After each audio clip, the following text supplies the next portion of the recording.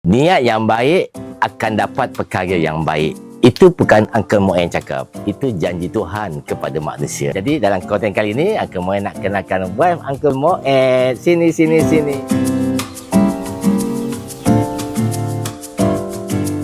Jangan lupa follow, like and share serta subscribe Uncle Moen. Sebab apa? Uncle Moen kan geng. Assalamualaikum. Nak tahu kenapa ramai orang panggil Moen? Actually nama sebenar saya Mohidin bin Amin. Mula-mula sebutan Mohed. Lama kelamaan tak kira tua, tak kira muda jadi Moed. Dia orang senang sebut, senang ingat. Jadi Uncle Moen terimalah nama tu sampai ke hari ni. Yang paling Uncle Moen suka, kanak-kanak pun senang sebut tau nama Moed tu.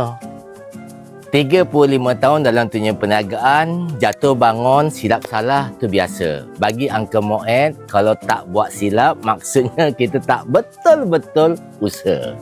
Uncle Moen pegang satu sahaja. Niat yang baik akan dapat perkara yang baik. Itu bukan Uncle Moen cakap. Itu janji Tuhan kepada manusia. Sebenarnya studio ni datang daripada minat. Uncle Moen memang minat dalam bidang masakan. Dan kebetulan isteri Uncle Moen memang berlatar belakangkan pembelajaran dalam bidang kulineri di UiTM. Anak Uncle Moen pun dalam bidang yang sama. Adanya studio ini dapatlah kami kumpulkan minat kami untuk kami kongsikan kepada you all semua. Khasiat Uncle Moen simple je. Masak sama-sama, kongsi perkara yang bermanfaat. Lebih-lebih lagi, sekarang ni ramai orang sibuk. Anak-anak tetap nak kena makan. Jadi Uncle Moen bolehlah kongsikan aktiviti masakan yang mudah, simple dan berkhasiat. Program masakan ni Uncle Moen akan buat bersama dengan wife Uncle Moen. You all boleh panggil wife Uncle Moen sebagai Umi Fiza. Jadi dalam konten kali ni Uncle Moen nak kenalkan wife Uncle Moen. Sini. Inilah wife Uncle Moen. Okey? Okey.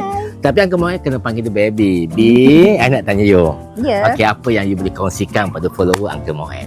Okey, kalau tentang makanan dan masakan, saya suka masak benda yang simple. Simple. Sebab okay. anak-anak suka makan simple. Janji berkhasiat. Janji berkhasiat. Okey, lain tu? Tentang makanan pula, kita suka makanan yang tradisional kan? Ya ke? Tradisional kena siap orang lama-lama. Betul. Okey, jadi you all nak dapatkan resepi tu daripada orang luar ke you nak kongsikan resepi lama-lama ni? Mestilah tanya orang kat luar sana. Okey, untuk you all yang kat luar sana yang orang lama-lama tahu, yang mungkin boleh berkongsi resepi dengan Umi Fiza, Roger je Uncle Moen ataupun Umi Fiza. Kita akan masak sama-sama, enjoy sama-sama, kongsi resepi sama-sama untuk kita lebih dapat mengenali antara satu sama lain. Apa pun jangan lupa follow, like and share dan subscribe Uncle Moen. Sebab apa? Uncle Moen kan geng. Jumpa di next video. Bye-bye.